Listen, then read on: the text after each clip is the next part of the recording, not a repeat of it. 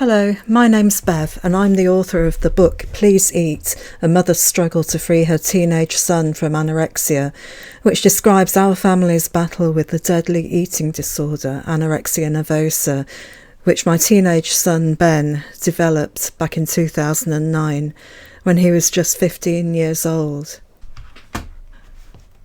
This next post is from the 15th of March 2011.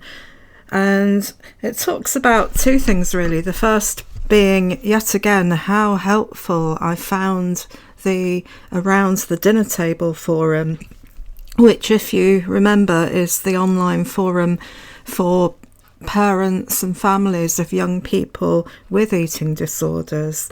And much of what I found on that forum are things that, when I put them into action, worked for Ben.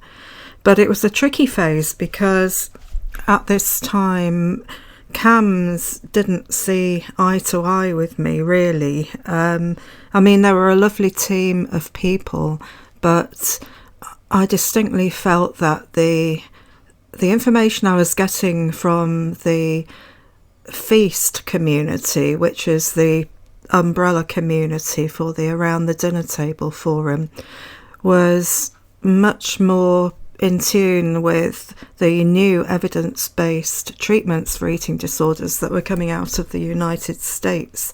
And these were things that had worked for other young people. And so obviously, as my son had reached a stage where he was stuck in limbo land, I was keen, desperate really, to try things that worked, as opposed to just crossing my fingers and hoping that something would come out of the ether, because I think at this stage CAMS had kind of run out of ideas as well. So we really needed something that was going to give Ben that push up to the next stage of recovery.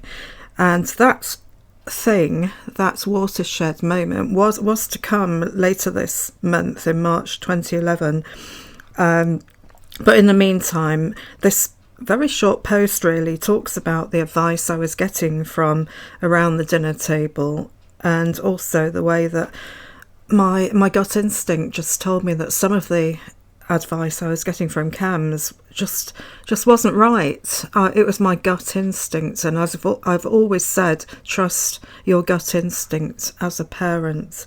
So this is the post from the 15th of March 2011, and it's called One Step at a Time. One of my very good friends on the Around the Dinner Table forum has advised regarding escaping from limbo land, that when she broke this process down into manageable steps, it was less exhausting and anxiety provoking. She recommends one step at a time. Don't worry about the future, stick to the task that needs to be tackled now, and when that's solid, move on to the next step. This seems like excellent advice, because it's so easy to see everything that needs tackling at this stage of recovery as massively daunting. A bit like when you realise the whole house is a total tip and you don't know which room to begin with. And even then, cleaning the individual rooms is daunting because there's so much to do. So this week, I'm focusing on what has ended up being three things. Number one, phasing in blind weighing, mentioned in the last post. Number two, keeping an eye on compulsive exercise. And number three, the school plan, which I'll talk about in the next blog post. On Friday, the CAMS nurse mentioned that some people choose to stay at a low BMI, to which I couldn't help thinking, rewrite this to say some people choose to stay sick, so we let them. Of course, this led Ben to believe that his current BMI is absolutely fine and there isn't much work to do. He feels that his body is okay now. It's just his mind that needs working on. And that's the end of that post. And thank you for listening.